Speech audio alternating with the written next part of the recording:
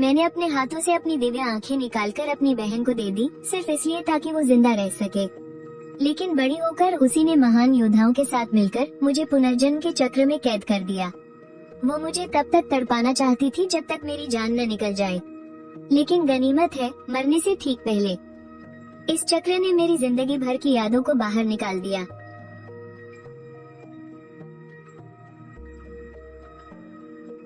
बेटा, तुम्हारी माँ एक बच्चे को जन्म देने वाली है। तुम्हें क्या चाहिए, एक छोटा भाई या छोटी बहन? मुझे एक छोटी बहन चाहिए। मैंने तो उसका नाम भी सोच लिया है। उसका नाम होगा निंगबिंग। क्या क्या यही मेरे माता पिता हैं?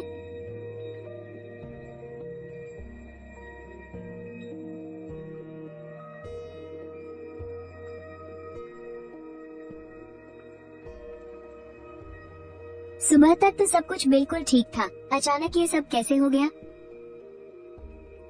जल्दी भागो यहाँ से और यमराज के दूतों से बचकर रहना।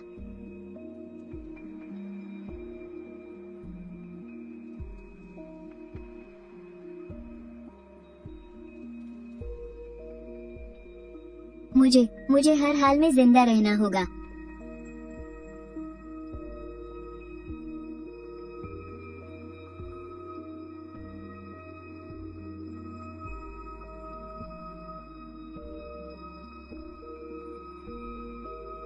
माँ, पिताजी, आपकी मौत का बदला अब पूरा हो जाएगा।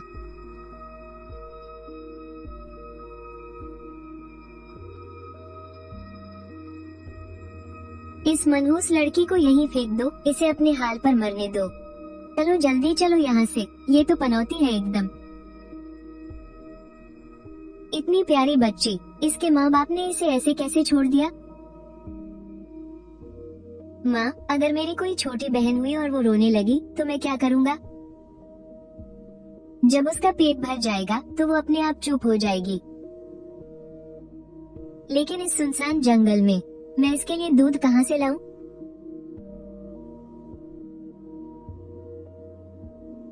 अगर वो बच्ची मैं हूँ तो इसका मतलब है कि मेरी जिंदगी पर सम्राट का बहुत बड़ा कर्ज है। मुखिया जी, कल मुझे जंगल में ये बच्ची मिली। क्या ये शियाओ गांग के घर की बेटी नहीं है? मैं अभी जाकर उन्हें खबर देता हूँ।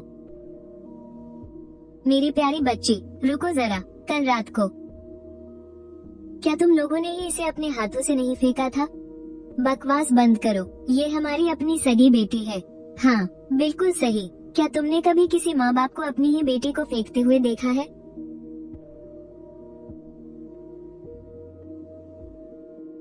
ये लड़की बात बात पर रोने लगती है। अरे, मुझे शांति से सोना भी होता है। वैसे भी वो लड़का अब चला गया है। चलो इसे फिर से वहीं फेंक आते हैं, और अगर किसी और ने पंचायत कर दी और इसे वापस ले आया तो? एक काम करते हैं, इसे बेच देते हैं। पास के गांव में किसी को बेच देंगे, उनके घर काम भी करेगी और बाद में बहू भी बन जाएगी। लानत है तुम पर, क्या तुम लोग माँ बाप कहलाने के लायक भी हो? मैंने पैदा किया है इसे। इसका क्या करना है ये मैं तय करूँगा। तुम इसे बेचना चाहते थे ना? ठीक है, मैं खरीदूंगा इसे। तू खरीदेगा? ए छोटे, तेरी औकात भी है? तेरे पास पैसे हैं? मेरा बस थोड़ी देर इंतजार करो।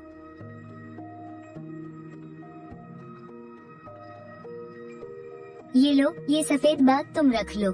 क्या ये काफी है? बहुत है, बहुत है। ले जाओ इस मनहूस लड़की को यहाँ से। आज से ये तुम्हारी होकर रहेगी, जो चाहो वो करवाना इससे।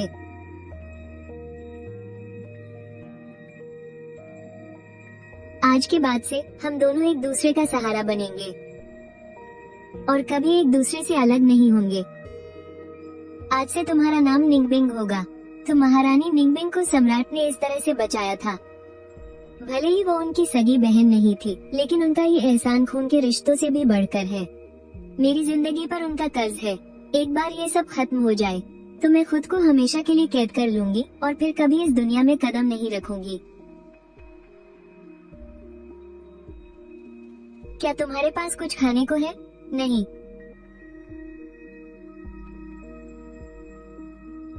ये भूखी है। मैं इसे दूध तो पिला दूंगी, लेकिन बदले में तुम्हें मुझे कुछ देना होगा।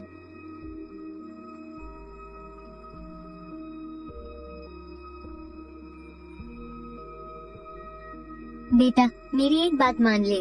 इस बोझ को यहीं छोड़ दे। तू इसे पाल नहीं पाएगा। ये मेरी छोटी बहन है। जब तक मेरे पास एक भी निवाला है, मैं इसे भूखा नहीं सोने दूंगा। चाहे जो हो जाए, मैं इसे कभी नहीं छोड़ूंगा।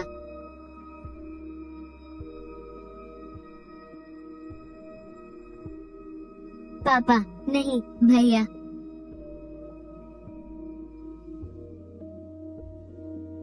भैया, बचपन में इस स्वर्ग सम्राट ने हमारी महारानी का जो ख्याल रखा था, उसका तो कोई जवाब ही नहीं। ऐसा लग रहा है जैसे वो बिल्कुल अपनी होने वाली पत्नी की तरह उसे पाल रहा था। शुरुआत में क्या मैं सच में उसकी होने वाली पत्नी की तरह थी? लेकिन ये फैंग, बाद में तुम इतना क्यों बदल गए? निंग बिंग, उस पेड़ के पीछे छुप जाओ। आवाज मत करना, वहाँ खतरा है।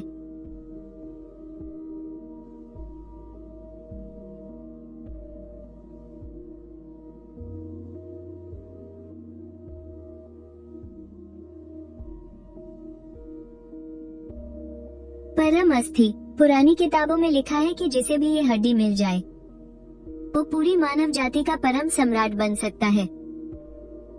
हाँ, उस साल जिसने मेरी जान बचाई थी, वो यही था। पक्का हमारी महारानी निंग बिंग का दिल बहुत साफ था, इसीलिए उसने तब वो हड्डी नहीं निकाली। इससे उसका लालच साफ झलकता है। भैया, ये परम अस्थि क्या चीज होती है? ये बहुत ही ताकतवर हड्डी होती है। जिसके पास ये हो, वो दुनिया का सबसे ताकतवर इंसान बन सकता है। तो फिर इसे निकालकर भैया को दे देते हैं। भैया, आप सबसे बड़े सम्राट बन जाना, ठीक है? बच्चे कुछ भी बोलते हैं। मेरी प्यारी बहन, हम ऐसा बिल्कुल नहीं कर सकते। दूसरों की चीजें चाहे कितनी भी अच्छी क्यों न हो, आखिरकार वो दूसरों की ही होती है। मेरी ये दोहरी पुतलियां ही मुझे अजेय बनाने के लिए काफी है। तो फिर मुझे किसी और की हड्डी की क्या जरूरत? दूसरों की चीजें आखिरकार दूसरों की ही होती हैं। ये फैंग, चूंकि तुम ये बात जानते थे, तो फिर बाद में तुमने मेरी दोहरी पुतलियां क्यों छीन ली? मैं कभी किसी का एहसान नहीं रखता।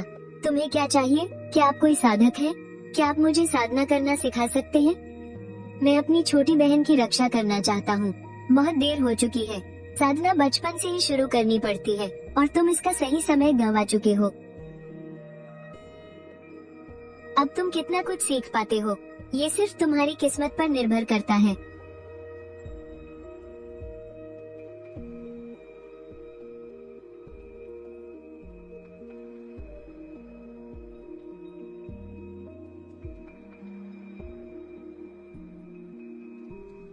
इतने कम समय में ही इसने ची कंडेंसेशन का स्तर पार कर लिया। क्या ये लड़का कोई राक्षस है? बड़े भैया, शुरुआत में आपके पास दिव्य हड्डियों का पूरा शरीर था। क्या महज एक परम अस्थि के लिए आप सच में इतना बदल गए? निंग बिंग, जैसा भैया कर रहे हैं वैसा ही करो। हालांकि मैं छोटी निंग बिंग को इस बदले की आग में नहीं धकेलना चाहता, लेकिन साधना करने के बहुत फायदे हैं। मैं चाहता हूँ कि मेरी बहन हमेशा मेरे साथ रहे। सब लोग ध्यान से देखिए। महारानी निंग बिंग की सीखने की रफ्तार यकीनन बिजली से भी तेज होगी।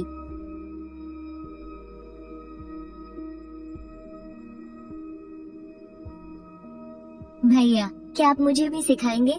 आखिरकार महारानी निंग बिंग अभी बहुत छोटी हैं। उनकी समझ अभी पूरी तरह विकसित नहीं हुई है। जब उन्हें किसी का सही मार्गदर्शन मिलेगा, तो उनकी साधना की रफ्तार पक्का स्वर्ग सम्राट की बराबरी कर लेगी। हाँ, बात तो सही है। एक बार जब युवा स्वर्ग सम्राट उन्हें सिखा देंगे, तो महारानी शायद सब कुछ आसानी से समझ जाएंगी। निंग बिंग, अपनी आंखें बंद करो, अपने मन को शांत करो, और मेरे साथ हवा में मौजूद इस आध्यात्मिक ऊर्जा को महसूस करो, और सांस लेते हुए इसे अपने शरीर के अंदर खींचो। अब तो उन्हें साफ साफ सिखाने वाला भी मिल गया है, लेकिन फिर भी महारानी निंग बिंग अपने ऊर्जा के केंद्र को महसूस नहीं कर पा रही हैं। ये बात तो बिल्कुल गले नहीं उतर रही।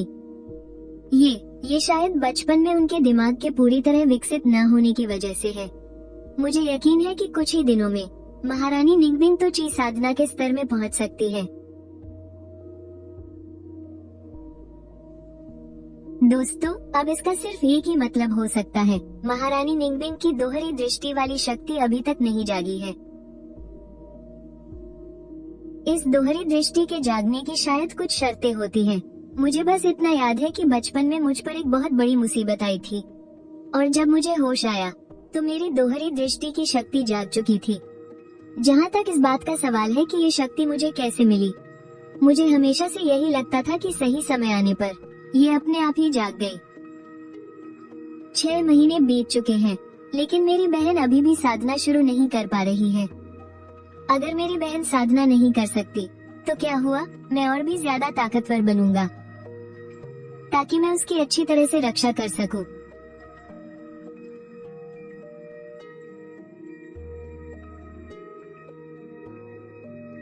सिर्फ एक आम सी शुरुआती साधना तकनीक से ही स्वर्ग के सम्राट इतनी ऊंचाई तक पहुंच गए, नैसेन सोल के स्तर तक। सोचकर ही हैरानी होती है कि अगर उन्हें कोई बेहतरीन तकनीक मिल जाती तो बचपन में ही वो न जाने किस स्तर तक पहुंच जाते। भैया, मुझे बहुत बोरियत हो रही है, हम पास वाले शहर में घूमने चले क्या? मैंने सुना है वहाँ बहुत सी मजेदार चीजें हैं। मेरी ताकत अब इतनी हो गई है कि मैं अपनी बहन की रक्षा कर सकूं। ठीक है, चलते हैं। आप दुनिया के सबसे अच्छे भैया हो।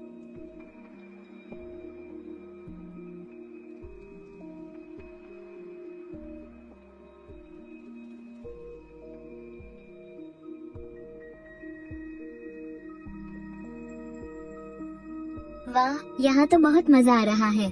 यहाँ कितने सारे लोग हैं ना, मैंने अपनी जिंदगी में कभी इतने सारे लोग एक साथ नहीं देखे।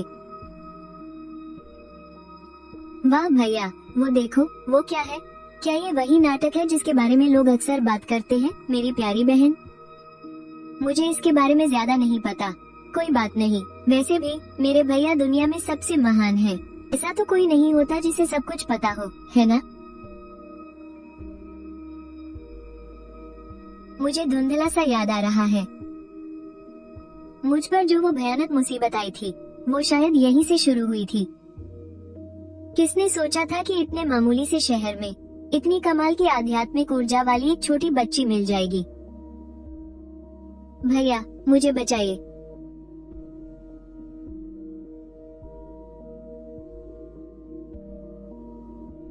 ये सब क्या हो रहा है? छोटी निंगबिंग की दोहरी दृष्टि तो जागी ही नहीं। ये कैसे हो सकता है? मुझे हल्का हल्का याद है कि मुझ पर एक बहुत बड़ी मुसीबत आई थी, और जब मैं जागी तो मुझे लगा जैसे मेरा नया जन्म हुआ हो। बहन, क्या तुम्हें ये चाहिए? लो, ये रख लो। बहन, तुम कैसी हो? कुछ तो बोलो, जल्दी जवाब दो मुझे। मेरी बहन को वापस कर दो तुम। क्या? ये तो तलवार की इच्छा शक्ति है।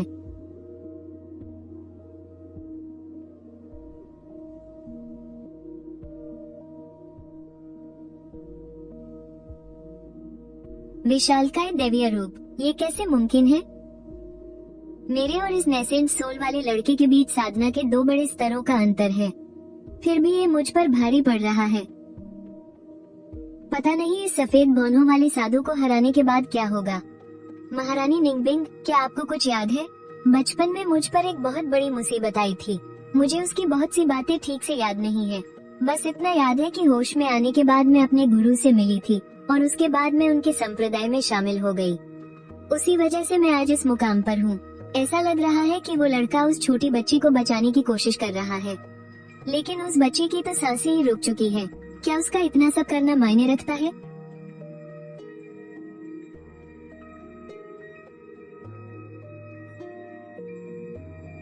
वो मेरी बहन है। जब तक मेरे पास निवाला रहेगा, मैं उसे कभी भूखा नहीं सोने दूंगा। मैं सच में चाहती हूँ कि इस दृश्य में दिखने वाली वो छोटी निंगबिंग मैं ही हूँ, लेकिन अंदर से मैं ये भी चाहती हूँ कि वो मैं ना हूँ, क्योंकि अगर वो सच में मैं ही हूँ तो मुझे समझ नहीं आएगा कि मैं अपने स्वर्ग के सम्राट भैया का सामना कैसे करूँगी, जिनकी मैंने ही पीठ में छुरा घोंपा है और जिन्हें कुछ ही दिनों में भस्म कर दिया जाएगा। छोटे बच्चे, अब तेरा खेल खत्म। ऐसे वक्त में भी अभी भी एक बेकार सी लड़की को बचा रहा है। कोई इतना बेवकूफ कैसे हो सकता है? तुम्हारी ये दिव्य आंखें अब मैं ले रहा हूँ।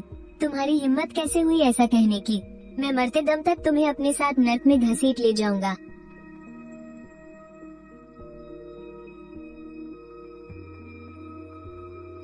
स्वर्ग सम्राट पागल हो गए हैं। वो अपनी ही आत्मा को तबाह करने वाले हैं। इस धमाके के बाद वो जिंदगी भर कभी भी उस दैवीय शक्ति को दोबारा नहीं पा सकेंगे।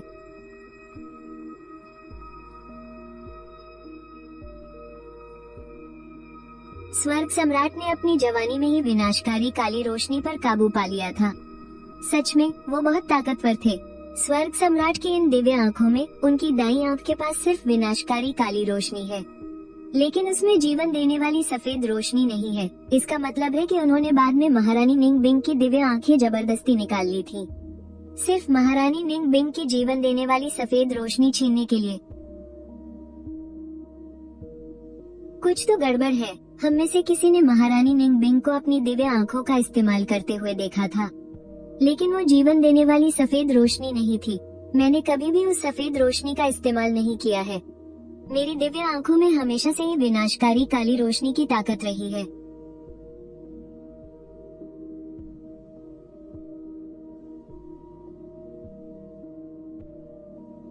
ये इंसान पूरी दुनिया का सबसे बड़ा पापी है और इसने इस वक्त के युवा स्वर्ग सम्राट की जान बचाई।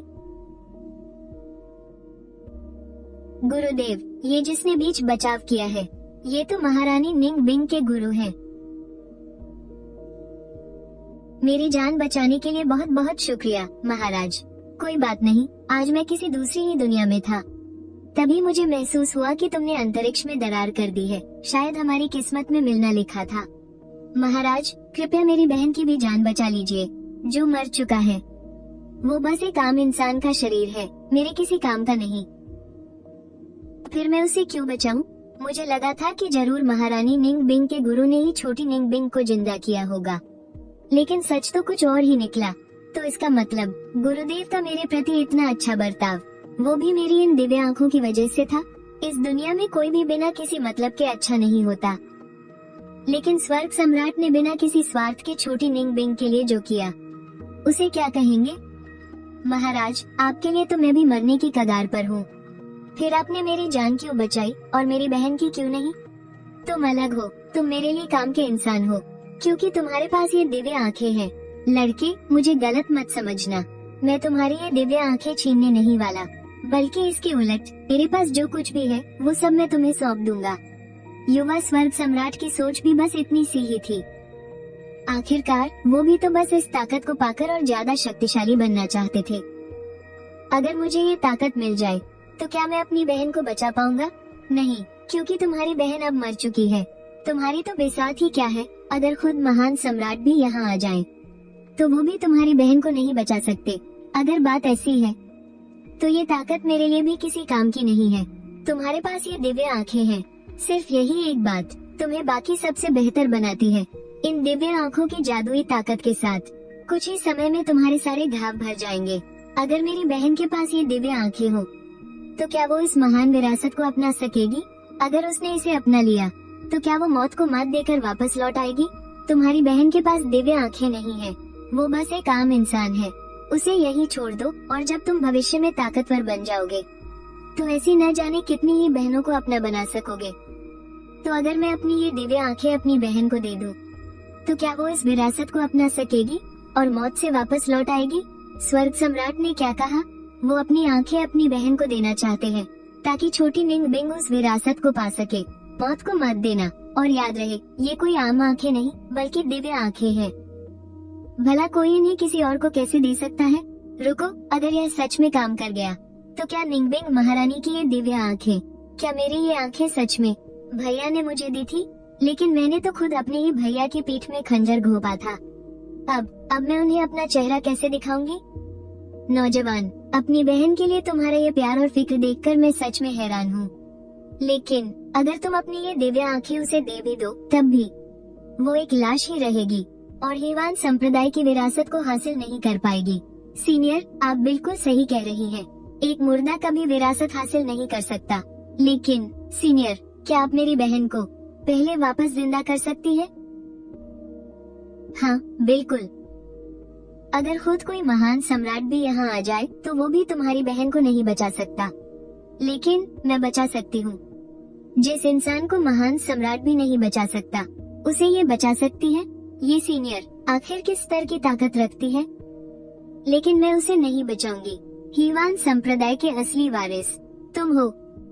नहीं सीनियर, आप उसे जरूर बचाएंगी, क्योंकि अब ये दिव्य आंखें उसके पास होंगी। पागलपन मत करो, अगर मैंने उसकी आत्मा को वापस बुला भी लिया तो भी वो एक जिंदा लाश ही रहेगी। तो सीनियर, अगर मेरी बहन ने आपकी ये विरासत हासिल कर ली तो क्या वो पहले जैसी बिल्कुल ठीक हो जाएगी? अगर ऐसा है तो मेरे लिए इतना ही काफी है। रुको, क्या तुम्हें इसकी कीमत का अंदाजा भी है? दिव्य आंखों को निकालने की ये खौफनाक कला।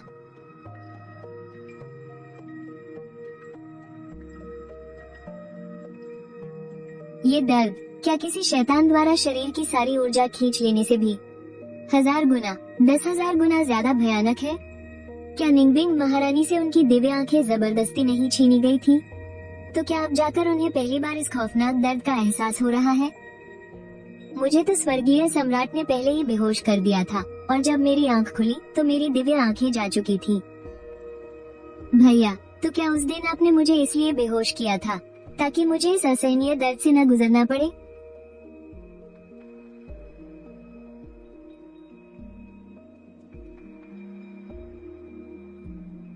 सीनियर, जल्दी मेरी बहन को बचाइए।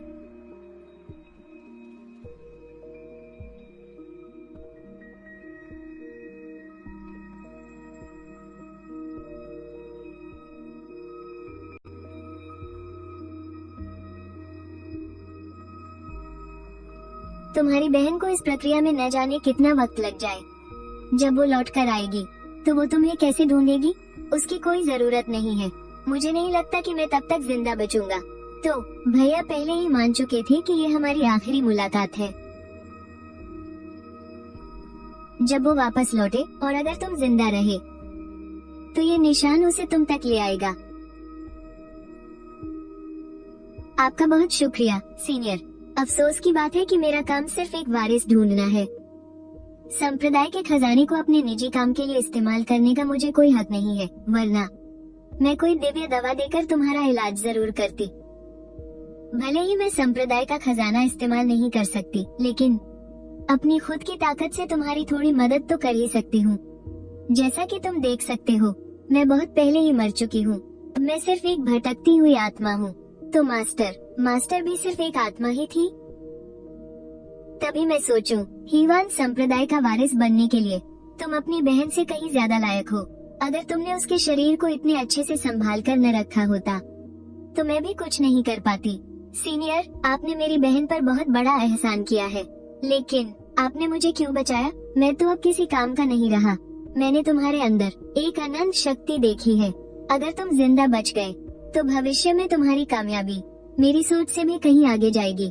मुझे ऐसा महसूस हो रहा है कि आने वाले वक्त में तुम्हारी बहन बिना किसी रुकावट के जो आगे बढ़ेगी, वो शायद हीवान संप्रदाय के दम पर नहीं, बल्कि तुम्हारे दम पर बढ़ेगी।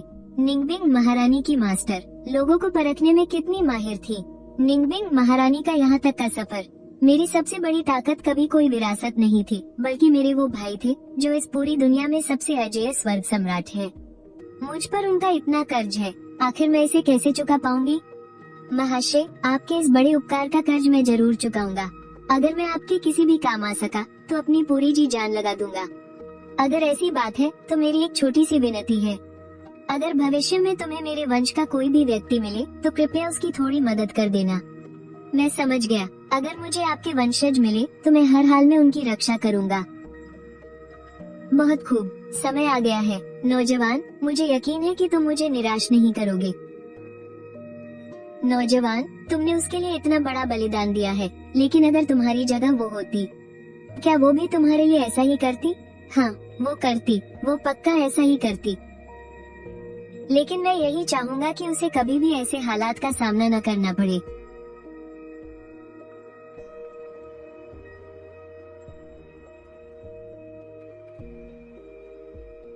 नहीं, मैंने ऐसा नहीं किया। मैंने तुम्हारे साथ ऐसा नहीं किया। मैंने तुम्हें धोखा कैसे दे दिया? सबके साथ मिलकर मैंने तुम पर ही तलवार तान दी। मुझे उन्हें बचाना ही होगा। मुझे पहले ही शक था कि तुम उसे बचाना चाहती हो। महारानी निंगबिंग, स्वर्ग सम्राट ने बहुत पाप किए हैं, उसे बाहर नहीं निकाला जा सकता। वो मेरे भाई हैं। हो सकता है कि उन्होंने पूरी दुनिया के साथ बुरा किया हो, लेकिन उन्होंने मेरे साथ कभी कुछ बुरा नहीं किया। मैं उन्हें बचाकर रहूंगी। मैं उनके साथ कहीं दूर एकांत में चली जाऊंगी। जिसे स्वर्ग सम्राट बनना है वो बने, हमें कोई परवाह नहीं। उसने दुनिया के साथ बुरा किया है, और जो उसने मेरे तलवार देवता कबीले का कत्लेआम किया, उस खून के कर्ज का क्या? तुम एक बार फिर सोच लो। तुम्हारी वो दिव्य दृष्टि भी तो उसी ने छीनी थी। वो दिव्य दृष्टि उसी ने तो मुझे दी थी। अगर उसने वापस ले ली तो इसमें कुछ गलत नहीं है। निंगबिंग बहन, रुक जाओ। तुम ये लड़ाई नहीं जीत सकती। हमें इसे खत्म करना ही होगा।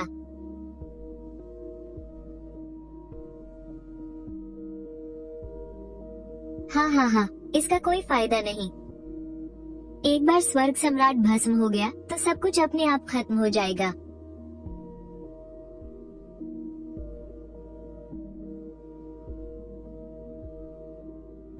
अगर मेरी मूल आत्मा और आध्यात्मिक ऊर्जा अभी भी बची होती तो ये मामूली बर्फीला तूफान मेरा क्या ही बिगाड़ लेता। लेकिन अब मैं बस एक अपाहिज बनकर रह गया हूँ।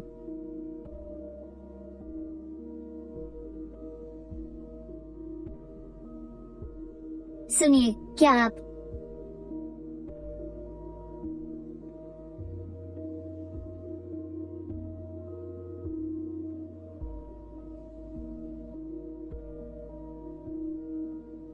आंखें खोलो, जल्दी उठो। इस आदमी के शरीर में अभी भी थोड़ी सी आध्यात्मिक ऊर्जा बची है। ये जरूर कोई साधक है।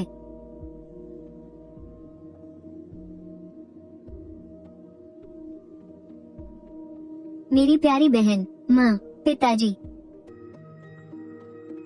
भैया, ऐसे वक्त में भी क्या आप सिर्फ मेरे ही बारे में सोच रहे हैं?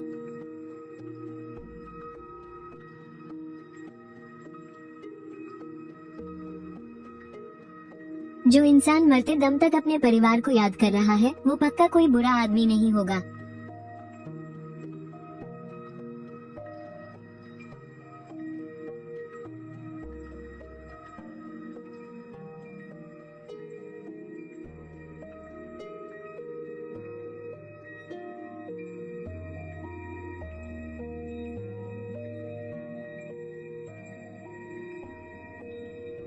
ये पागल हो गई है क्या? आदमी ठंड से जम चुका है और ये आग सेंकने के बजाय उस पर बर्फ रगड़ रही है। क्या ये उसकी जान नहीं ले रही? तुम लोग क्या जानो, अगर शरीर पूरी तरह से जम जाए तो उसे सीधे आग के पास नहीं ले जाना चाहिए। आग की गर्मी से नसें तुरंत फट सकती है। शरीर को गर्म करने के लिए बर्फ ही रगड़नी पड़ती है।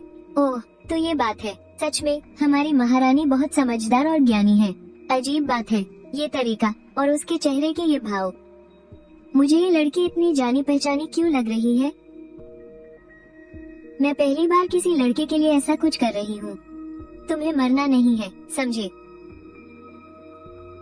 आखिर इसके साथ हुआ क्या था? इसके घाव तो बहुत ही भयानक हैं। कहीं तुम कोई झगड़ालू और क्रूर साधक तो नहीं हो? मैं तुम्हें बचाने के लिए इतनी मेहनत जो कर रही हूँ, कहीं तुम मेरे एहसान का बदला बुराई से तो नहीं दोगे? बेहोश होने से पहले भी यह अपने परिवार को ही याद कर रहा था। शायद यह उस तरह का बुरा इंसान नहीं है जो उपकार भूल जाए। मुझे अंदाजा नहीं था कि तुम्हारा शक्ति केंद्र पूरी तरह से तबाह हो चुका है। एक साधक के नजरिए से देखा जाए तो अब तुम पूरी तरह से शक्तिहीन हो चुके हो। अब अगर तुम मेरे साथ बुरा करना भी चाहो तो कुछ नहीं कर सकते। लेकिन अगर तुमने ऐसा किया भी तो मैं डरने वाली नहीं हूँ। आखिरकार मैं भी तो स्वॉर्ड स्पिरिट कबीले की सदस्य हूँ। क्या ये लड़की सच में स्वॉर्ड स्पिरिट कबीले से है? इसका मतलब है कि स्वर्ग सम्राट ने नेकी का बदला बदी से नहीं दिया था। ऐसा लगता है कि पहले जो महसूस हुआ था वो इस लड़की की वजह से ही था। क्या यह इसलिए है क्योंकि ये दोनों ही स्वॉर्ड स्पिरिट कबीले से ताल्लुक रखते हैं? ये सच में बहुत घिनौना है, लेकिन यह मत भूलो, इस लड़की के ऐसे अच्छे कामों की वजह से ही स्वर्ग सम्राट और भी ज्यादा बुरा और नफरत के लायक लगता है। तुमने बिल्कुल सही कहा, इस स्वॉर्ड स्पिरिट लड़की का दिल बहुत साफ है। असली नफरत के लायक तो वो इंसान है जो आगे चलकर स्वर्ग सम्राट बना।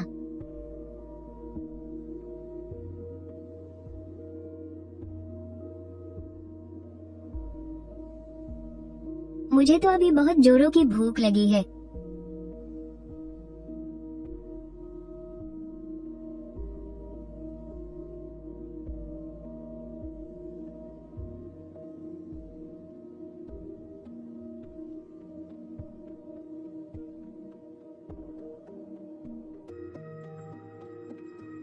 इस स्वॉर्ड स्पिरिट लड़की का चेहरा साइड से देखने पर बिल्कुल हमारी स्वॉर्ड स्पिरिट महारानी जैसा क्यों लग रहा है? हमारी महान स्वॉर्ड स्पिरिट महारानी ने भी तो इसी दौर में अपनी ताकत बढ़ानी शुरू की थी, है ना? कहीं तुम बेवकूफों को ये तो नहीं लग रहा कि यह मामूली सी लड़की मैं हूँ?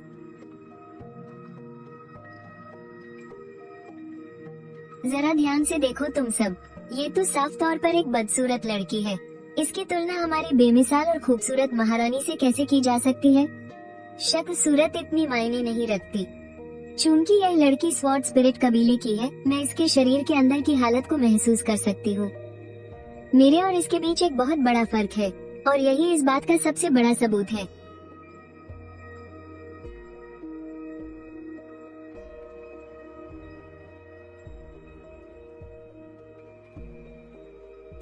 तुम होश में आ गए? कहीं ये कोई बुरा इंसान तो नहीं है?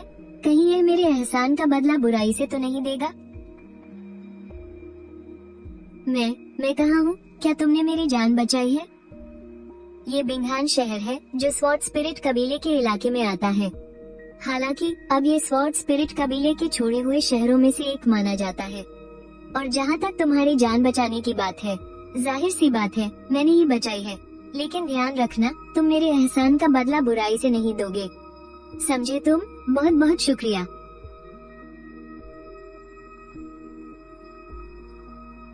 तुम्हें अभी बहुत आराम की जरूरत है। बेहतर होगा कि तुम अभी ज्यादा हिलो डुलो मत। तुम कौन हो और तुमने मेरी जान क्यों बचाई? मेरा नाम मर्शिव है। मैं स्वॉर्ड स्पिरिट कबीले से हूँ। ये कैसे मुमकिन है? इस लड़की का सिर्फ साइड का चेहरा ही नहीं मिलता, बल्कि इसका नाम भी स्वॉर्ड स्पिरिट महारानी के नाम से काफी हद तक मेल खाता है। और जहाँ तक तुम्हारी जान बचाने की बात है, मैं तुम्हें यूं ही अपनी आंखों के सामने मरते हुए नहीं देख सकती थी। बेहोशी में भी जब तुम अपने परिवार को पुकार रहे थे, तो मुझे लगा कि तुम कोई बुरे इंसान नहीं हो सकते।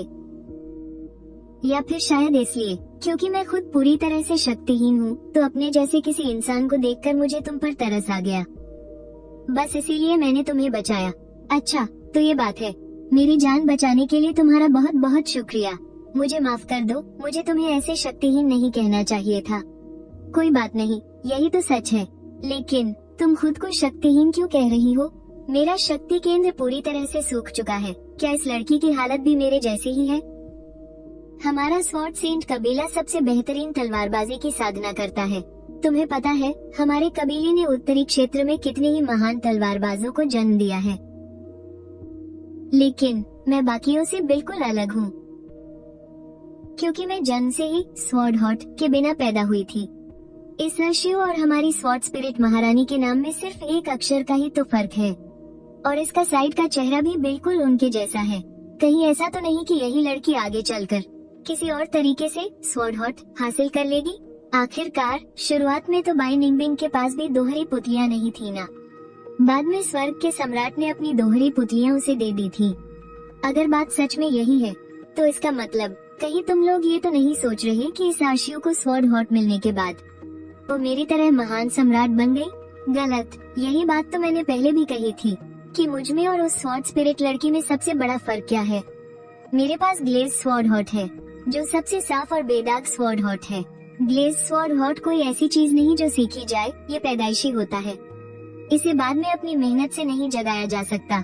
और वैसे भी स्वॉर्ड हॉट दोहरी पुतलियों जैसा बिल्कुल नहीं है, जिसे किसी के भी शरीर में आसानी से डाल दिया जाए। इसलिए ये लड़की किसी भी कीमत पर मैं नहीं हो सकती। बिल्कुल सही। स्वॉर्ड हॉट इस बात का सबूत है कि किसी इंसान ने तलवारबाजी के रास्ते को कितनी गहराई से समझा है।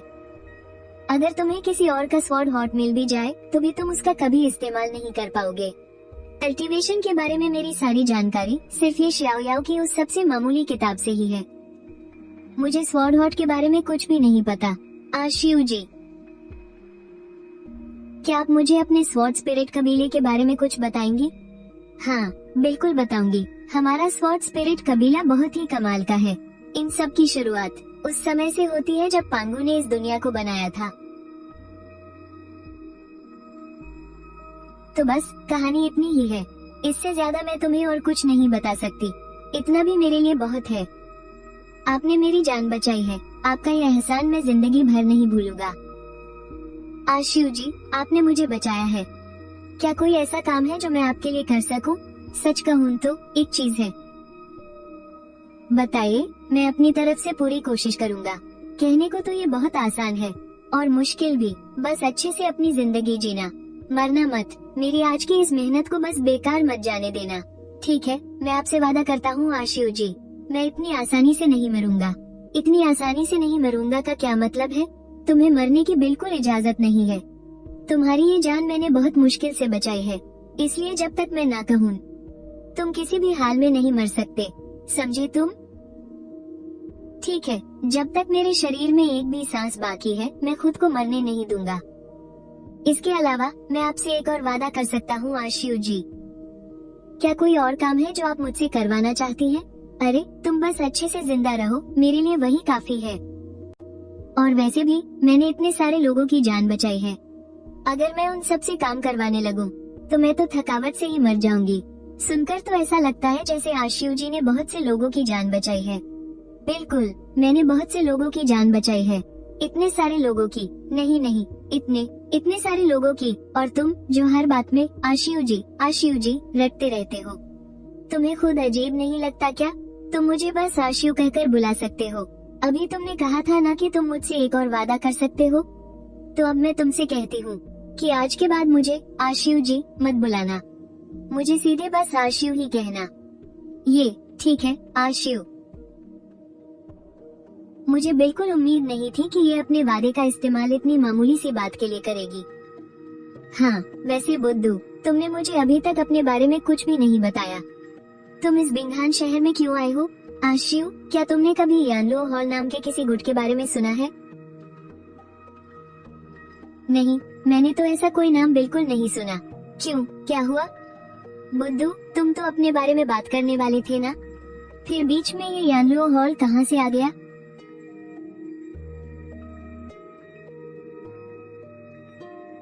तुम सच में बहुत अच्छे भाई हो। तुम अपनी बहन को एक सगे भाई से भी बढ़कर प्यार करते हो। तुम्हारी बहन की किस्मत कितनी अच्छी है जो उसे तुम्हारे जैसा भाई मिला। और एक मैं हूँ जिसके पास ऐसा कोई नहीं है। आशिव, हालांकि मैं तुम्हारा भाई बनने के लायक नहीं हूँ, लेकिन अगर तुम्हें ऐतराज ना हो तो मैं तुम्हारा एक बहुत अच्छा दोस्त बन सकता हूँ। क्या सच में ऐसा हो सकता है? हाँ, तो फिर हम अच्छे दोस्त बनेंगे, जिंदगी भर के लिए पक्के दोस्त। मेरी तरफ मत देखो, मैं बदसूरत हूँ। मन में अगर इसने मेरा असली चेहरा देख लिया तो ये पक्का मुझसे दोस्ती तोड़ देगा ना? ऐसा बिल्कुल नहीं है आशिव, तुम तो बहुत सुंदर हो। तुम्हारा दिल बहुत खूबसूरत है। मैंने सोचा नहीं था कि तुम इतनी चिकनी चुपड़ी बातें भी कर लेते हो।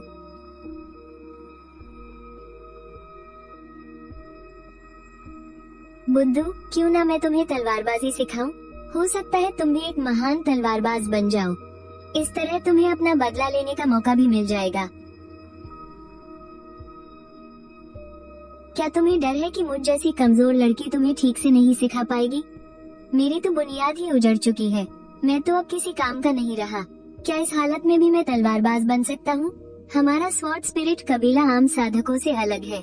हमें ची सागर को महसूस करके ऊर्जा बढ़ाने की जरूरत नहीं होती। भले ही तुम्हारी बुनियाद उजड़ चुकी है, फिर भी तुम हमारे स्वॉर्ड स्पिरिट कबीले की तलवारबाजी सीख सकते हो। हा, ये आशिव सच में हद से ज्यादा बेवकूफ है। उसकी बुनियाद खत्म हो चुकी है, उसका ची सागर सूख गया है। वो भला एक तलवारबाज कैसे बन सकता है? हाँ, बिल्कुल सही कहा। हर तलवारबाज को साधना के लिए एक बेहद मजबूत तलवार हृदय की जरूरत होती है। मास्टर वांग टेंग, आप जो भी कहे, आखिरकार ये लड़की हमारे स्वॉर्ड स्पिरिट कबीले की ही है। कृपया इस लड़की के साफ दिल का मजाक मत उड़ाइए। युवा स्वर्ग सम्राट अब अपनी शक्तियाँ खो चुके हैं। आशिव यकीनन उन्हें कुछ नहीं सिखा पाएगी। हाँ, ये बात तो सच है। बस एक ही तरीका बचा है, वरना स्वर्ग सम्राट कभी भी एक तलवारबाज नहीं बन पाएंगे।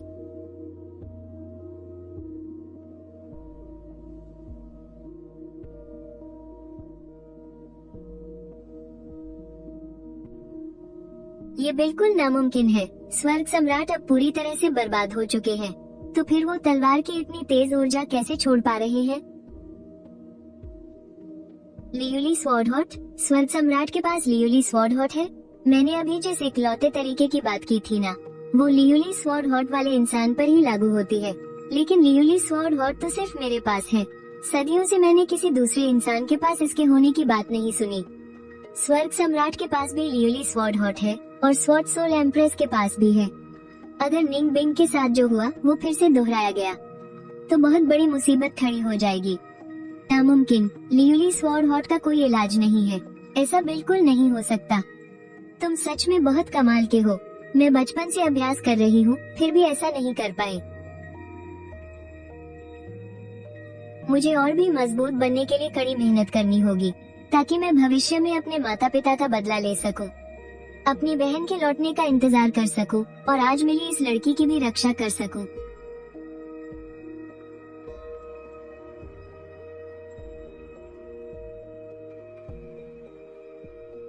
क्या ऐसा हो सकता है कि स्वर्ग सम्राट की प्रतिभा हमेशा से ही ऐसी हो? बस पहले वो उन घटिया साधना तकनीकों की वजह से दबे रह गए थे। अगर उन्हें कोई सही साधना तकनीक मिल जाए तो वो हैरतअंगेज तरीके से ताकतवर बन सकते हैं।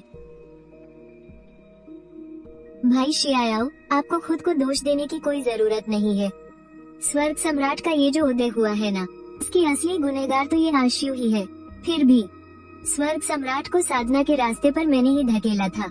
मैं आखिरकार खुद को इस दोष से बचा नहीं सकता। वांग टिंग के मुंह से ये सुनकर कि आशियू गुनहगार है, मुझे अंदर से इतनी तकलीफ क्यों हो रही है?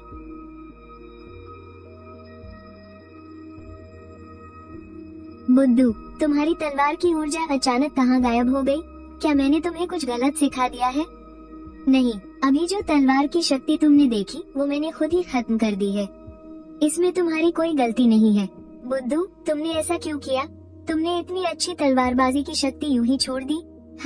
आशियू, मुझे बस ऐसा लगता है कि स्वॉर्ड स्पिरिट कबीले की ये साधना तकनीक, इसमें कुछ समस्या है। हाँ, यह मेरी जिंदगी का सबसे बड़ा मजाक है। हमारे स्वॉर्ड स्पिरिट कबीले की तलवारबाजी का तरीका ऐसा है जिससे बाकी कल्टीवेटर्स बस जलते ही रह जाते हैं, और स्वर्ग के सम्राट के सामने यह अचानक से एक खराब तरीका बन गया। आखिर इसमें क्या खराबी है? क्या मेरे सिखाने के तरीके में कोई कमी थी? आश्वे, कमी तुम्हारे अंदर नहीं है, बल्कि इस स्वॉर्ड स्पिरिट कबीले की तकनीक में ही कुछ बुनियादी खोट है। आश्वे, ये जो तलवारबाजी की तकनीक है ना, ये हमेशा इस बात पर जोर देती है कि एक कल्टीवेटर को कैसे ताकतवर बनाया जाए, दुश्मनों को कैसे हराया जाए। लेकिन ताकतवर बनना ही क्यों है? या फिर यूँ कहूं कि ताकतवर बनने के बाद क्या? शायद इसलिए ताकि कोई हमें सता न सके। बिल्कुल तुम्हारी तरह लगकर ताकतवर बनने के बाद तुम अपना बदला ले सकते हो और कोई तुम्हें परेशान भी नहीं कर पाएगा, बल्कि तुम उल्टा उन्हें सबक सिखा सकते हो। असल में यही तो मैं कहना चाहता हूँ।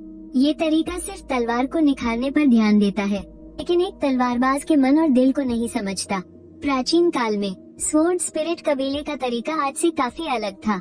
वे सिर्फ तलवार की ताकत पर जोर देते थे, लेकिन अब जो तकनीक इस्तेमाल होती है उसे स्वॉर्ड स्पिरिट महारानी ने खुद दोबारा लिखकर बेहतर बनाया है। तो क्या इस वजह से तुम अभ्यास करना छोड़ दोगे?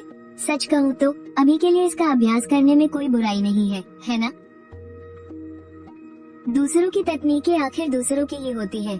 मैं खुद की अपनी खुद की तकनीक खोजना और समझना चाहता हूँ। स्वर्ग के सम्राट, क्या वो सच में अपनी खुद की तलवारबाजी तकनीक बनाने की सोच रहे थे? उनका पहले का विचार बिल्कुल सही था।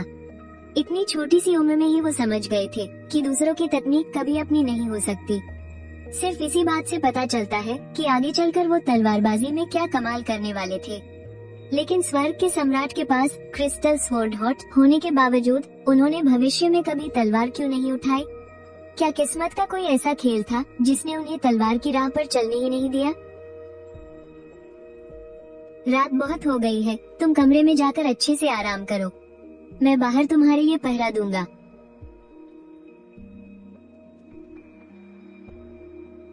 लक्कड़, ये लो तुम्हारे लिए कंबल।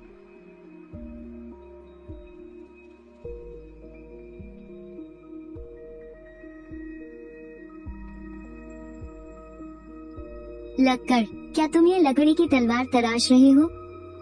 क्या तुम सच में इसे अपनी मुख्य तलवार बनाना चाहते हो? हम हे, लक्कड़ के हाथ में लकड़ी की तलवार क्या खूब जंच रही है। शायद तुम जैसे लक्कड़ के लिए इस लकड़ी की तलवार से बेहतर कुछ और हो ही नहीं सकता।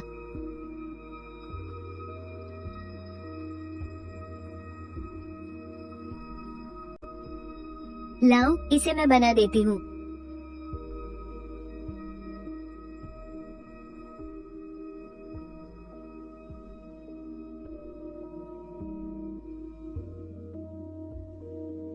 वाह, कितनी अच्छी खुशबू आ रही है। जल्दी से मुझे भी एक कटोरी दो ना।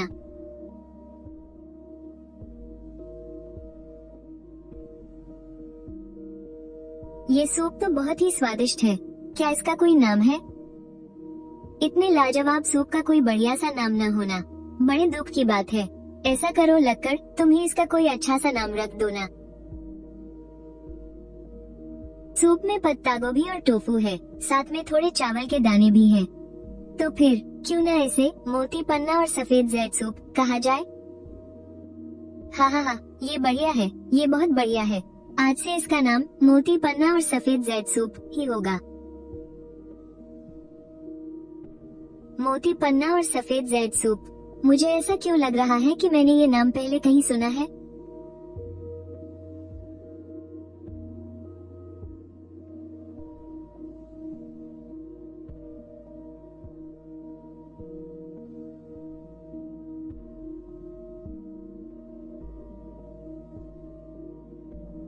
सच ही कहा है किसी ने, अच्छे कपड़े इंसान की पूरी रंगत ही बदल देते हैं।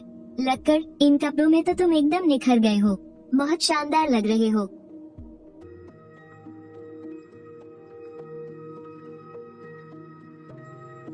आश्वे, वो क्या है?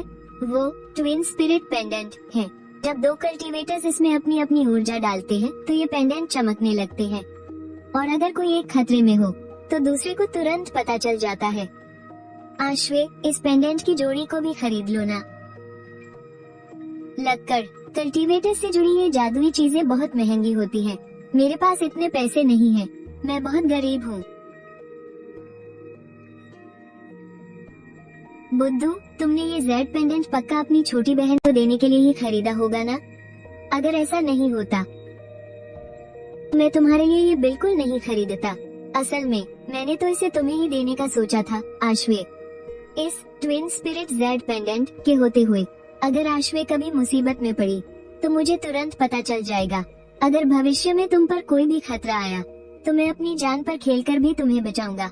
आश्वे, मेरे माता पिता और छोटी बहन को छोड़कर तुम ही वो इंसान हो जो मेरा सबसे ज्यादा ख्याल रखती हो। प्लीज इसे रख लो ना। तुम मेरी इकलौती सबसे अच्छी दोस्त हो। मैं नहीं चाहता कि तुम्हें कुछ भी हो।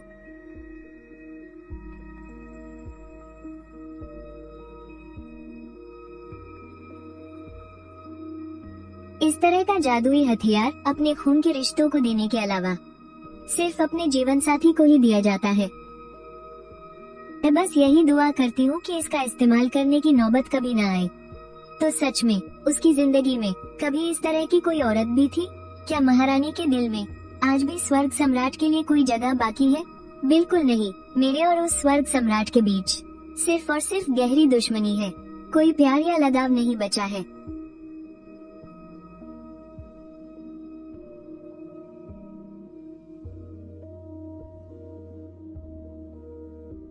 आप सब खुद ही सुन लीजिए। ये बातें उस स्वर्ग सम्राट के मुंह से कितनी मजाकिया लग रही है ना? लेकिन स्वर्ग सम्राट की एक बात तो बिल्कुल सच है। उसने इतने सारे साधकों का बेरहमी से कत्ल किया है, और सच कहूँ तो उसने इसके लिए तलवार का इस्तेमाल नहीं किया था। आखिरकार वो स्वर्ग सम्राट कभी भी एक सच्चा तलवार साधक नहीं बन पाया। अगर तुम कभी भी अपनी तलवार की राह को नहीं समझ पाए तो फिर क्या करोगे? अगर सच में ऐसा हुआ तो मैं कोशिश करता रहूंगा जब तक कि मैं अपनी तलवार की राह को पूरी तरह समझ न लूं। और अगर मैं ऐसा नहीं कर पाया और मेरी तलवार का मकसद सिर्फ लोगों को मारना ही रह गया, तो मैं अपनी पूरी जिंदगी में कभी तलवार नहीं उठाऊंगा।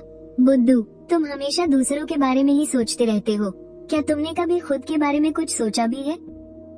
जब हाथ में तलवार होगी तभी तो मैं अपनों की रक्षा कर पाऊंगा ना, जिन्हें मैं बचाना चाहता हूँ। अगर मैं उनकी रक्षा कर सका तो मुझे सच्ची खुशी मिलेगी।